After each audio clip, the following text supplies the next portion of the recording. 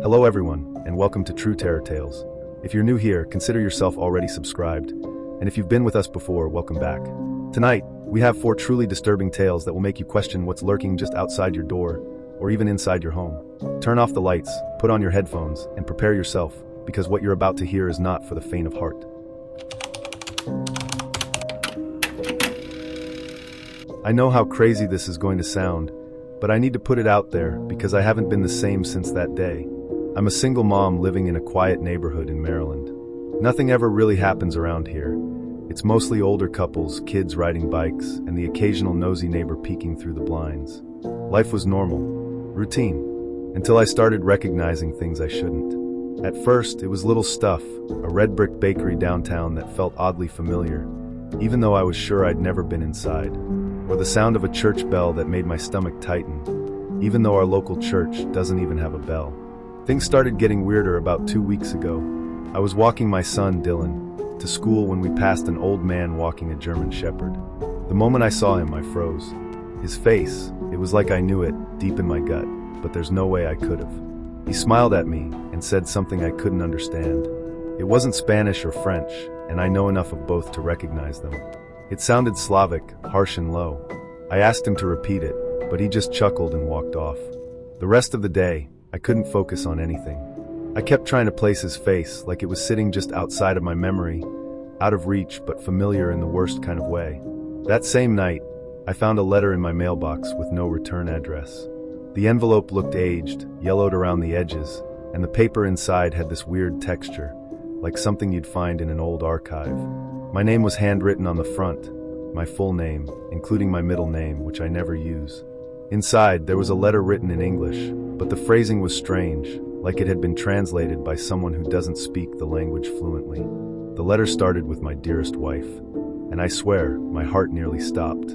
It went on to say things like, "I miss our walks by the lake in Cebu," and "I hope the winters haven't been too harsh on your health." Cebu. I didn't even know that was a real place until I Googled it. Turns out it's a small town in Romania. I've never been outside the US, let alone Eastern Europe. There were also 5 photographs folded up inside the envelope. Black and white, all kind of grainy and worn out. But here's the thing, I was in them. It was me, or at least someone who looked exactly like me, standing next to this man I've never seen before in my life. In one photo, we were sitting at a cafe table, smiling. In another, we were holding hands in what looked like a forest with pine trees. The strangest part? Every single photo had a date scribbled on the back, all of them from the early 1970s. That's over a decade before I was even born. My hands started shaking. I don't even know why I didn't just throw them away right then. But instead, I kept looking at them, flipping them over again and again like maybe something would change. The next morning I barely slept. I kept waking up thinking I heard footsteps outside or the sound of that man's voice again, repeating whatever he had said in that unfamiliar language. I went through the envelope a dozen more times, trying to see if I missed something, an address, a clue, anything. I even took the letter to the local library, hoping the older librarian might recognize the language or paper. She glanced at it for about 2 seconds before her expression changed completely. She just handed it back and said, "You should be careful with things like that." No explanation, nothing else. I felt stupid for even asking, but her reaction stuck with me. It felt like more than just concern. It was like she knew something and didn't want to get involved. Later that day, I picked Dylan up from school, and as we walked home, he suddenly asked me, "Mom, when are we going back to the place with the blue roofs?" I stopped walking. I asked him what he meant, and he said it again, "The place with the blue roofs and the big trees with the birds that make that funny sound." I've never taken my son anywhere like that. He's 7. He doesn't even like leaving the neighborhood. I asked him where he saw that, thinking maybe it was from a cartoon or a book, but he just shrugged and said, "I thought it was a dream, but it felt real."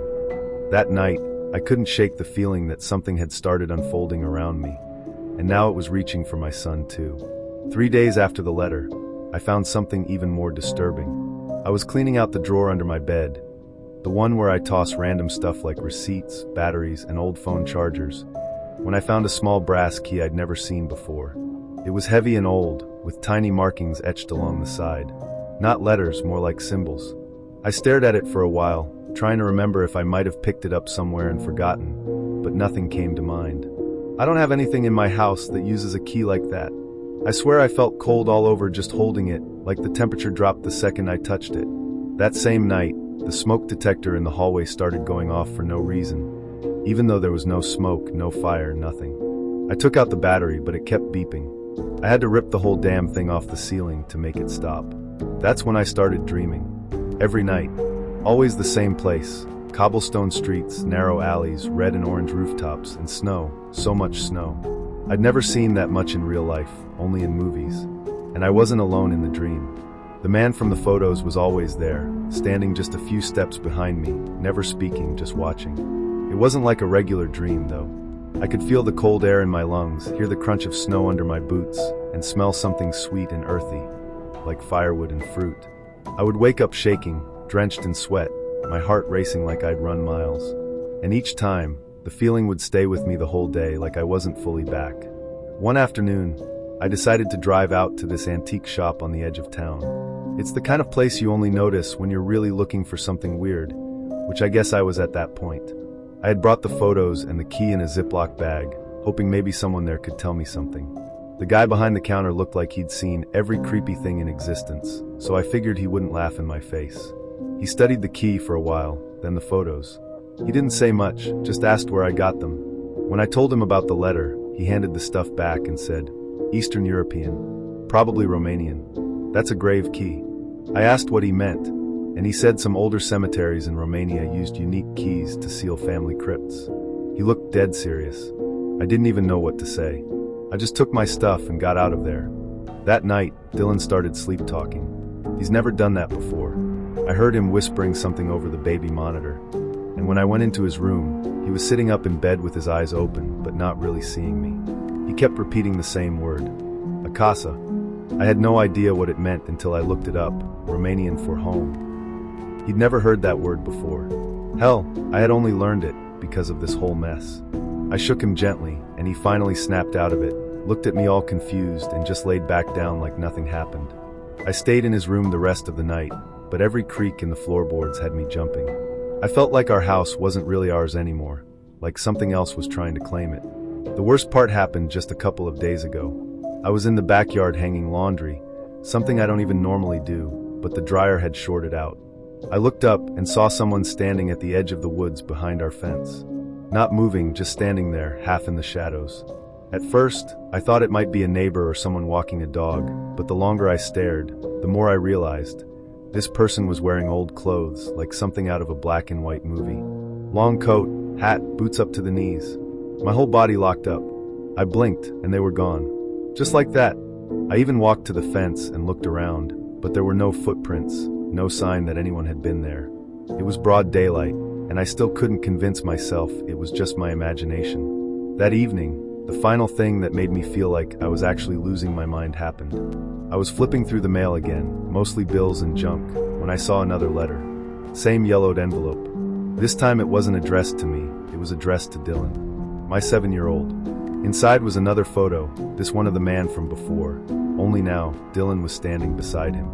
Same cobblestone street, same rooftops in the background. I dropped the photo like it burned me. The date on the back was written in the same scrawled handwriting, 1981, years before either of us were born. I didn't know what to do. Do I burn it? Report it?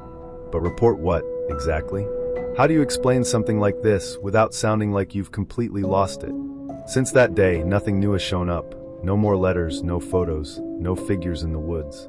It all just stopped, like someone turned off a switch. The dreams are gone too, but the feeling hasn't left. It's like I'm stuck in this in-between place, always waiting for something to start again. I still have the envelope, the key, the photos, locked in a box at the back of my closet. Sometimes I think about throwing it all away, but a part of me is scared that if I do, it might come back. Or worse, that I'll forget it ever happened. And I need to remember. I need to know I'm not crazy, that it was real, no matter how impossible it sounds. Every now and then, Dylan still says weird things, mentions places we've never been, or hums melodies I've never taught him.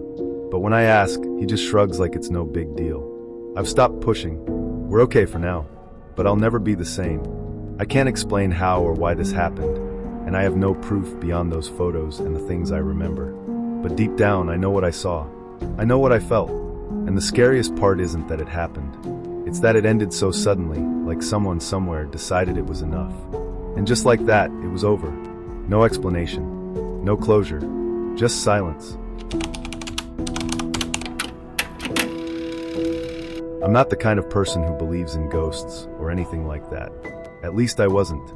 What happened with my son last year flipped everything I thought I knew upside down. It started out kind of harmless, just weird enough to mention to my partner at dinner, like, "Hey, did you see what Oliver drew today?" He was 5 at the time, always drawing something, monsters, dinosaurs, that kind of thing. But one morning, he came into the kitchen holding this picture, and it stopped me cold. It was a man, not a monster. Just a man, standing stiff with a mop and bucket, wearing a dark uniform. The weirdest part? Oliver said he was standing at the foot of his bed. Every night.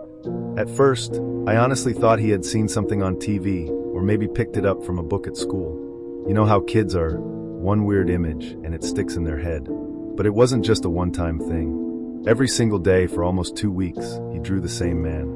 Always the same blank expression, always the same janitor uniform, and always standing at the end of his bed. No movement, just staring. We'd ask him about it and he'd say stuff like, "He doesn't talk, he just watches," or "He comes when the lights go off." It creeped us out a bit, sure, but we figured it was just a phase, something imaginary. I mean, 5-year-olds say weird stuff all the time, right?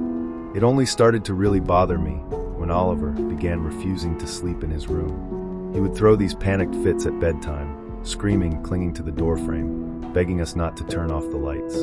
One night he said, "If I close my eyes, he gets closer." That one stuck with me. I sat up with him for hours that night, trying to get him to tell me more. He kept looking toward the foot of the bed like he was expecting to see something. But there was nothing there, of course. Still, the fear in his face wasn't something a 5-year-old could fake. That was real. He was terrified. What finally made us take it seriously was this one random Sunday, when we were cleaning out the attic. We found this old box tucked behind insulation, filled with old documents and photos, stuff from before we even lived here. Apparently, decades ago, the house used to be part of a boarding school that shut down in the 70s. That was news to us. We started flipping through the pictures, just curious more than anything. And that's when Oliver, who was sitting on the floor playing with a toy truck, suddenly stood up, pointed to one of the photos, and said in the most casual voice, "That's him. That's the man from my room." I swear, I felt the blood drain from my face. My partner looked at me like, "Did he just say that?" We both crouched down next to Oliver and asked him to point again. He jabbed his little finger right at this faded black and white photo of a group of men standing in front of the house, back when it was still a school. There were about a dozen people in it, maybe staff or teachers. Oliver pointed to one man near the edge of the group. He was wearing what looked like a janitor's uniform. Same cap, same stiff posture. I could hardly breathe. It wasn't just a resemblance. This was the same man my kid had been drawing every day for the past 2 weeks. We tried to stay calm, not to freak Oliver out. I asked him how he knew it was the same man. He looked at me like it was the dumbest question in the world and said, "Because that's his face." That night, we went through every piece of paper he'd drawn on. Every single sketch had the same hollow eyes, same uniform, same mop. And now we had a photo to match it. We tried Googling the name of the school and digging through archives, but info was sparse. All we really found out was that a man had supposedly died here in the early 70s. Some kind of accident, a fall down the back stairwell. No name listed, no janitor mentioned. But that was enough for me to feel like we were dealing with something way beyond what I could explain. After that, we moved Oliver into our room. There was just no way we were letting him sleep alone in that space anymore. But even then, he wouldn't sleep without the lights on. He'd stare at the doorway like he was waiting for something to come through. A couple of nights later, I woke up around 3 a.m. and saw him sitting straight up in bed, wide awake, just staring at the foot of our bed now. When I asked what he was doing, he whispered, he followed me. I got chills all over. I didn't even know what to say. It's like the air in the room got heavy after he said that. Harder to breathe, like something was really there. But I couldn't see anything. Just that feeling, you know, like when someone's behind you and your body just knows. Things escalated fast after that. The drawing stopped, but only because Oliver refused to touch crayons or pencils anymore. He told us the man didn't like being drawn. He started covering his eyes when we walked past mirrors, saying he could see him better in reflections. At one point, I caught him standing in front of our hallway mirror just shaking his head, whispering, "Go away," over and over. I snapped. We called a child therapist, but everything they told us came down to imagination, trauma, or fear of the dark. But there was no trauma. Nothing had happened to him before this started. He was a normal, happy kid. And this wasn't just night terrors or a bad dream. Something was happening in that house, and it was focused on our son. One night, after putting Oliver to bed in our room, I went downstairs to lock up. I swear to God, as I was turning off the hallway light, I saw movement at the top of the stairs, just a shadow, like someone leaning out slightly watching. I froze. It was just for a second, but my body reacted before my brain could even process it. My heart was pounding so hard it felt like it was in my throat. I stood there staring for what felt like minutes, trying to convince myself it was just the angle or a trick of the light. But deep down I knew. I didn't even go upstairs right away. I sat in the living room until the sun came up. That was the night I told my partner we needed to get out of the house. Not sell it, not move out forever.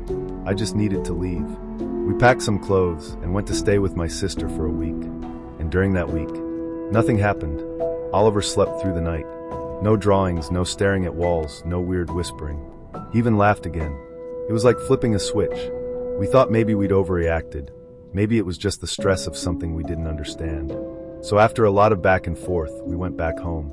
And that first night back, everything felt normal, until 2:17 a.m., when Oliver woke up screaming at the top of his lungs. We ran to him, and he was curled up against the headboard, kicking at the air in front of him like he was trying to push something away. He wouldn't stop screaming until we turned on every single light in the room. When he finally calmed down enough to talk, he just kept saying, he was right there. He touched my foot.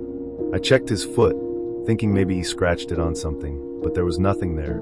No marks, no bruises, just cold skin and shaking. I don't know how to explain it, but that broke something in me.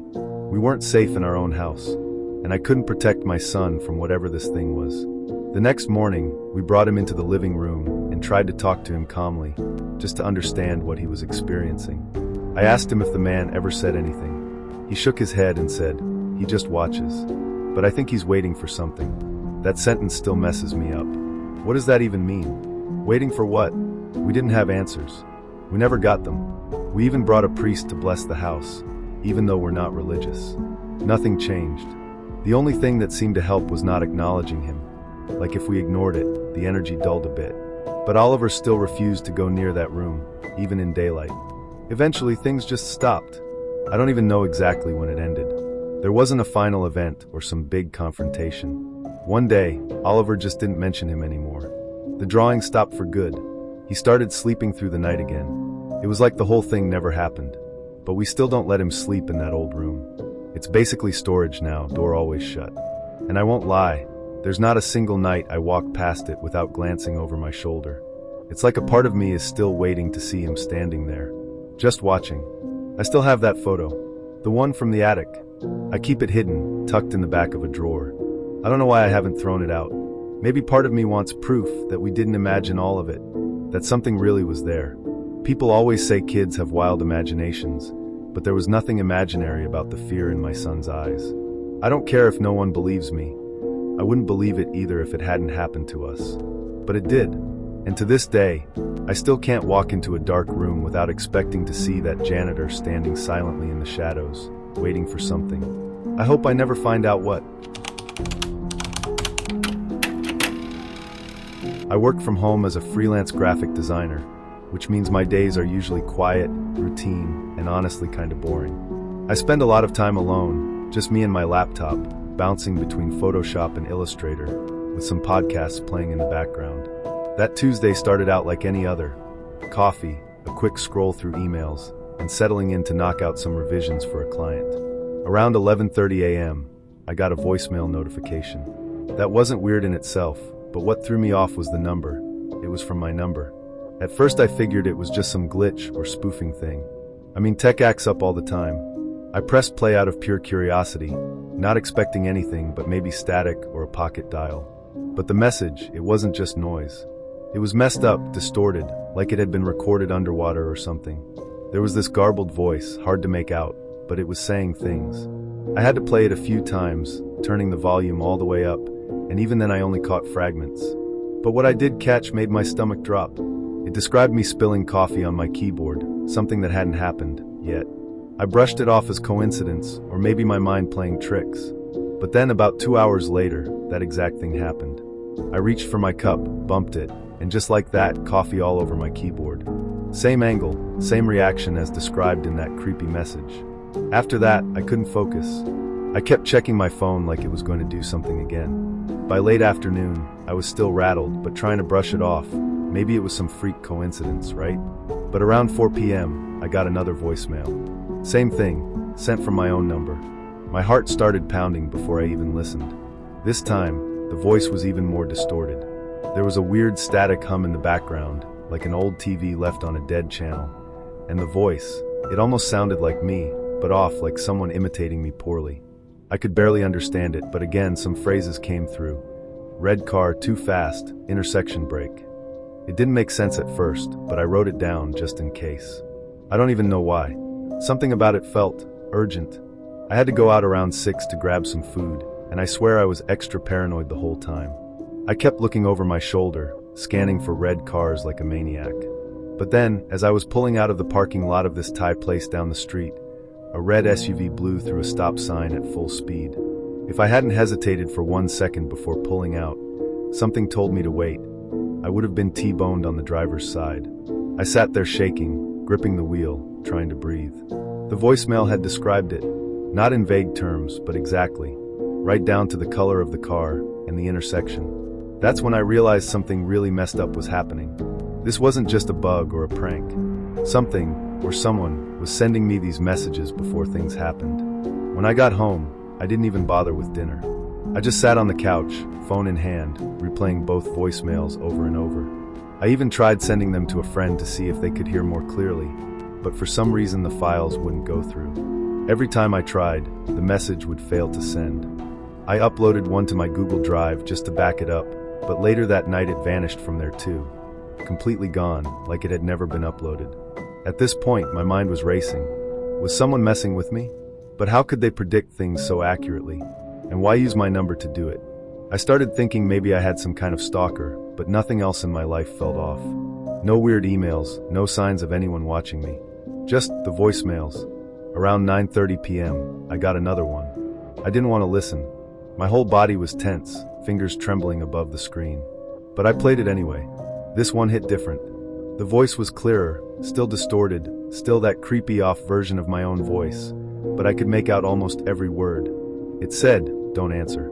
Door, 947. And then a long silence before this low, wheezing breathing sound filled the rest of the message. That was it. I glanced at the time. 9:42, I froze. I didn't know what to do. Turn off the lights? Go outside? Call someone? I stood in the middle of my living room, heart beating in my throat, just staring at the door. At exactly 9:47, someone knocked. 3 slow, heavy knocks. Not like a neighbor or delivery guy. There was something wrong about the sound. I didn't move. I didn't even breathe. The peephole doesn't face the hallway directly, so I couldn't see who, or what, was there unless I opened the door, and there was no chance I was doing that. I waited. After about a minute, I heard footsteps. Not going away though, just shifting. Like whoever it was had just moved slightly, maybe turning or pacing. Then silence. I stayed rooted in place for another 10 minutes. Phone gripped so tight my fingers started to cramp. Eventually, I peeked out through the blinds in the side window near the door. No one was there. Nothing. But the weirdest part, the hallway light, the one right outside my door, was flickering. It never does that. It's one of those motion-activated ones, and it only comes on when someone passes. It kept blinking, on off, for almost 5 straight minutes. I've never seen it behave like that. I even opened my apartment door just a crack, heart pounding, but the hallway was empty. Just the hum of that broken light and the cold draft coming in. I shut the door again and locked it twice. I didn't sleep that night. Not a minute. I stayed on the couch with every light on, checking my phone every few minutes like some kind of addict, waiting for another voicemail, praying nothing else would come through. The next day, I was a wreck. I kept replaying everything in my head, especially that last message. I started thinking maybe I should go to the police, but what would I even say? Hey, I'm getting voicemails from myself predicting the future. They'd probably think I was losing it. Hell, I was starting to think that. I didn't get any new messages all morning. and for a moment I started hoping it was over. Maybe whoever was doing this got bored. Maybe it was some tech bug or a twisted coincidence. But around 2 p.m., another voicemail hit.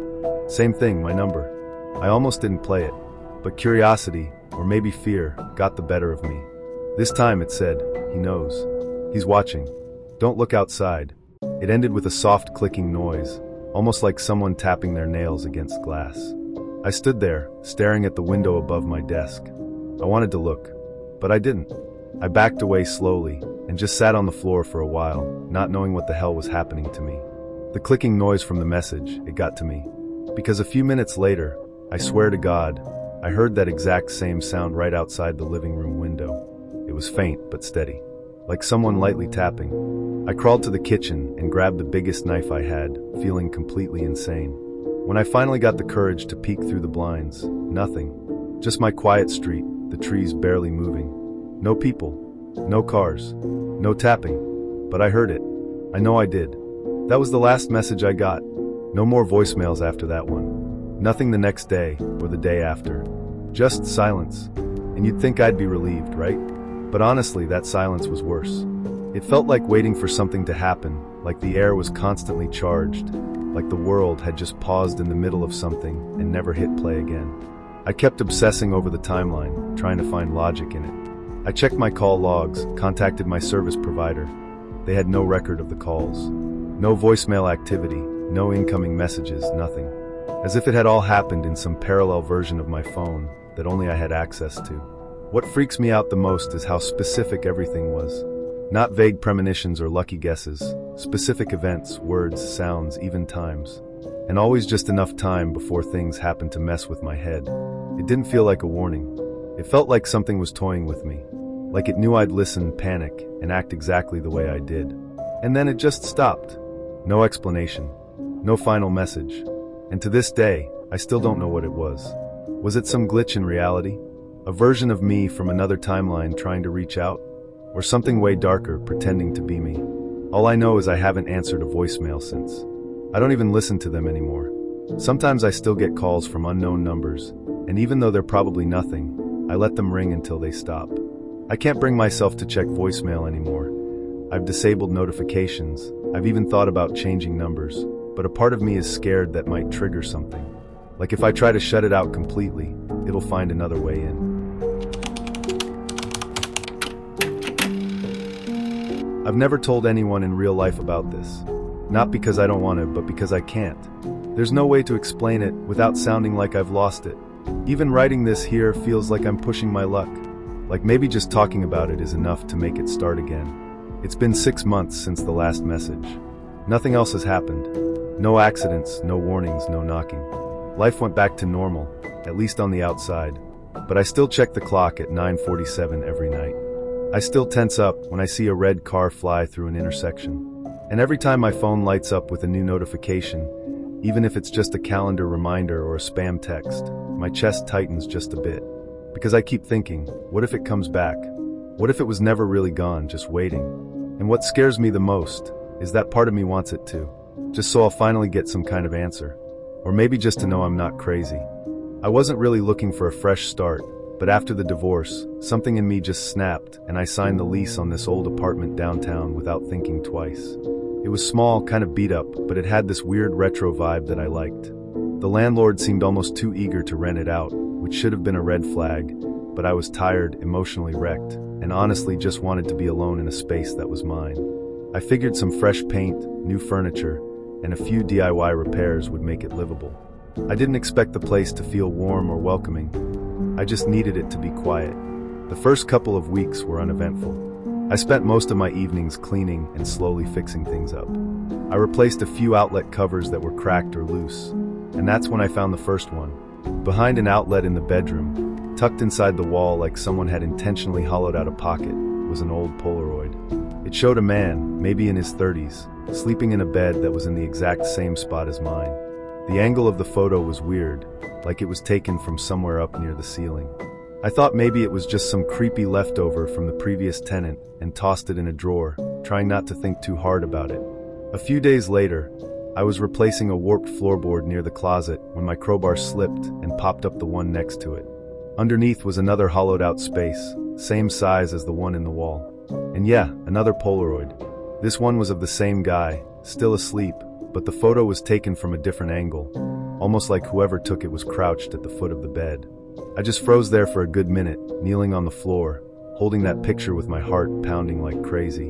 It wasn't just weird, it felt wrong, like I was intruding on something I wasn't supposed to see. That night, I barely slept. Every little sound made me sit up and stare into the dark like some kind of paranoid idiot. It didn't stop there. I found another behind a loose panel in the kitchen wall. One stuffed inside a broken light fixture I was planning to replace. All of them showed the same man, always sleeping, and always from slightly different spots around the apartment. Some were in color, some black and white, and they had different timestamps scribbled on the backs, spanning almost a decade. What creeped me out most was how natural he looked in every shot, like he had no idea he was being watched. No signs of posing or anything staged. The last one I found, at least I think it was the last, was jammed behind a baseboard heater in the living room. That one gave me chills. It was blurry and taken from a distance, through what looked like the bedroom door, and the guy wasn't sleeping. He was just standing there in the dark, staring straight into the camera. At that point, I couldn't ignore it anymore. I started looking up the apartment's history, but there wasn't much to find. The landlord wouldn't give me a straight answer when I asked about the previous tenant, just mumbled something about him leaving suddenly a few years back. No forwarding address, no contact info. I tried digging through public records, old rental listings, anything I could get my hands on. Nothing. It was like the guy never existed.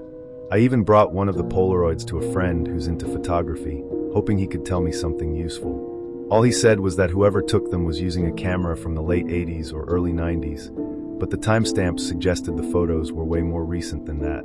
That only made it weirder. Eventually, I got obsessed. Every little creak in the floor or flicker from the hallway light set me on edge. I started pulling apart more of the apartment, checking every vent, every corner, every inch of drywall I could safely break into without destroying the place. I kept finding more hiding spots, more pictures. Dozens. And the more I found, the more I started to feel watched. I'd catch myself glancing over my shoulder constantly. There were nights when I could swear I heard footsteps above me, but I lived on the top floor. Once, I woke up at 3 a.m. and my bedroom door was half open. I always lock it before bed. Always. One night, I snapped. I pulled every single Polaroid out of the drawer where I'd been stashing them and laid them all out on the floor. There had to be over 30 by then. I tried organizing them by date, by angle, even by how the guy's facial hair changed over time. That's when I noticed something that made my stomach drop. The bed in the photos, it wasn't always the same one. The bedding changed, the headboard changed, even the curtains in the background were different in some shots, which meant the pictures weren't all from the same time period. But the room, it was always the same room. My room. That same cracked ceiling tile in the corner, that same little scuff on the wall near the window. That meant this guy had lived here for years. And someone had been in the apartment with him that entire time, watching him sleep. After that, I stopped sleeping in the bedroom. I dragged my mattress out to the living room and kept the lights on all night. I started leaving my phone camera, recording while I slept, just in case. I knew how crazy it sounded, but something in that apartment felt wrong, like it wasn't just memories that were left behind. I swear, I started seeing shadows move out of the corner of my eye. Just little flickers, barely noticeable, but enough to make my skin crawl. And sometimes, when everything was quiet, I could hear the soft click of something mechanical. Like a shutter. The breaking point came one morning when I found a new Polaroid on my kitchen counter. Just sitting there, like it had always been part of the clutter. But it wasn't old. It was fresh. I could smell the chemicals. The photo showed me, dead asleep on the mattress in the living room. The timestamp was from that same night. I couldn't breathe for a second. My hands were shaking so bad I nearly dropped it. I tore through the whole apartment, checking locks, windows, everything.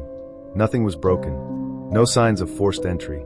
I even checked my phone footage, but the video cut out at exactly 2:41 a.m., same time stamped on the photo. When it came back on, I was already curled up, snoring like nothing had happened. I called the cops. Told them someone was breaking into my apartment and leaving photographs. They came, looked around, and gave me the usual. No signs of forced entry, ma'am. And maybe it's someone you know. I could tell they thought I was losing it. One of them even asked if I'd been drinking. I tried showing them the Polaroids, but they barely looked at them. One of the officers pocketed one for evidence, and that was the last I heard about it. No follow-up. Nothing. It was like they just wanted to write me off as unstable and move on. But I knew someone had been in there. I could feel it in my bones. I could smell it, like sweat and old camera film. Those were today's stories.